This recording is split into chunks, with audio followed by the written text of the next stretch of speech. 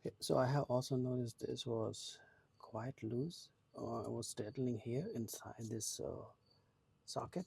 So what I did, I just put big double side tape and I will slide it in and make sure, yeah, it's pretty secure now. It's not moving at all. So that's good.